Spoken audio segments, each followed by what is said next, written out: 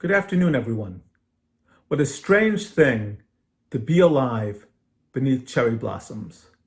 A haiku by Kobayashi Isa. Many years ago, I was asked to give a talk on Japan, and I came up with the fairly boring name Nihon no Matsuri, the festivals of Japan. While this title encapsulated my topic, it didn't seem to have much pizzazz. Yet, as I considered it and recalled all the festivals that Shelley and I had attended, I realized that the Japanese celebrate just about everything. So my title ultimately morphed into Nihon no Matsuri, celebrating just about everything, experiencing the festivals of Japan. Japan, in my experience, has more festivals than almost anywhere.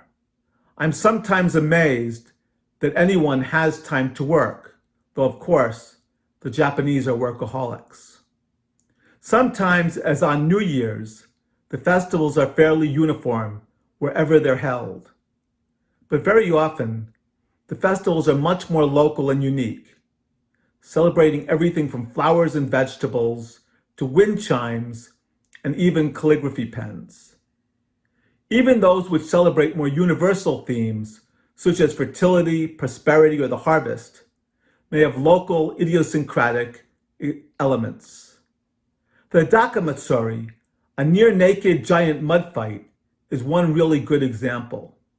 This festival, which celebrates fertility, both for humanity and for the rice, brings together young men who symbolically plant rice, anoint their newborn children, and wrestle in the mud. Shelley and I especially enjoyed the many flower festivals in Japan. These form a constant theme throughout the year. Some, as with the famous Cherry Blossom Festival, focus primarily on appreciation, while others, such as the Morning Glory Festival, also take on the appearance of giant flower shows and sales. In Japan, spring has truly come when the parks and streets are lined with the beautiful white and pink blossoms of the sakura, the cherry tree. For about one short week, these flowers brighten up the whole country. For over 1,000 years, people have gathered for the hanami, literally flower viewing, as these flowers reach their peak. Sadly, this year, though the flowers were there, no one gathered. Later on in the year, in July, the Iriya Asagao is Japan's and perhaps the world's largest morning glory festival. There were morning glories of every shade, size, and color, and brightly clad people from all around Tokyo were busy admiring the flowers and shopping. Many were even wearing special yukata, summer cotton kimonos, decorated with morning glories. I don't think I ever imagined that one flower could be found in so many different forms. I thought of all these festivals as I read through this week's Parshat, Rabbi. At its conclusion, the Torah turns to the major festivals of the Jewish year. Such listings are found in 4 out of the 5 books, but this one has always had a special place for me.